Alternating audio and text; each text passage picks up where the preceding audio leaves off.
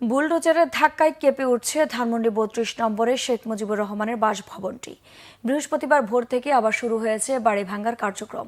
এর আগে গতকাল শেখ হাসিনা দেশবিরোধী বক্তব্য দেওয়ার প্রতিবাদে ছাত্র জনতা আগুন দেয় ধানমন্ডির ৩২ নম্বর বাড়িটিতে।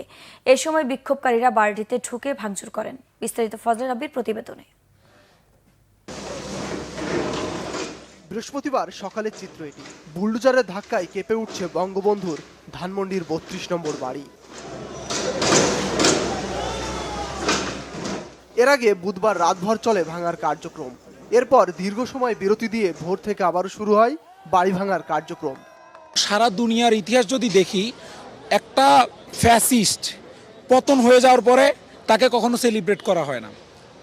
দুনিয়ার কোথাও এটা হয় নাই, বাংলাদেশে একমাত্র। সে মুজিব তার সে ফ্যাসিস্ট হওয়ার আগে কি করছে সেটা দিয়ে তাকে আমরা এখন সেলিব্রেট করতে হবে। আজকে যেটা হচ্ছে এটা দেখে আনন্দও লাগছে আবার দুঃখও লাগছে, এই কারণে কারণ this was a historical place for our country, but I guess Sheikh Hasina messed with the wrong generation. এই স্বৈরাচারের কোনো অস্তিত্ব যেন এই দেশে না থাকে, ছাত্র জনতার কাছে আমাদের এটা আবেদন। এর আগে পূর্ব ঘোষণা অনুযায়ী বুধবার সন্ধ্যা 7টায় মিছিল নিয়ে ধানমন্ডি ৩২ নম্বরে জড়ো হয় ছাত্র জনতা।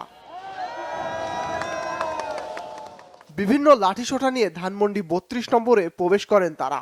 এ সময় শেখ হাসিনার বিরুদ্ধে ছাত্র জনতাকে বিভিন্ন স্লোগান দিতে দেখা যায়। এক পর্যায়ে ধানমন্ডি ৩২ নম্বর বাড়িটিতে আগুন ধরিয়ে দেয় বিক্ষুব্ধ জনতা। ফটক ভেঙে লাঠিসোঁটা নিয়ে বাড়ির দেয়াল ভাঙা শুরু করেন তারা। আগুন দেওয়া হয় শেখ হাসিনার সুধাসদন বাড়িটিতেও। পরে বুলডোজার দিয়ে ভাঙা হয় ধানমন্ডি ৩২ নম্বরে শেখ মুজিবুর রহমানের বাসভবনটি। ছাত্র জনতার কাছে যেটি ছিল পতিত স্বৈরাচার হাসিনার প্রতিচ্ছবি। এর আগে জুলাই গণ অভ্যুত্থানের মুখে পালিয়ে ভারতে অবস্থান নেওয়া স্বৈরশাসক শেখ হাসিনার ভাষণ দেয়াকে কেন্দ্র করে ফেসবুকে ধানমন্ডি ৩২ নম্বর অভিমুখে বুলডোজার মিছিলের কর্মসূচির ডাক দেয় ২৪-এর বিপ্লবী ছাত্র জনতা। জুলাই গণ অভ্যুত্থানে স্বৈরতান্ত্রিক আওয়ামী লীগ সরকারের পতনের পর গত ৫ আগস্ট ধানমন্ডি ৩২ নম্বর বাড়িটিতে হামলা, ভাঙচুর ও অগ্নিসংযোগ করেছিল বিক্ষুব্ধ জনতা। এরপর থেকে বাড়িটি অনেকটা পরিত্যক্ত অবস্থায় ছিল।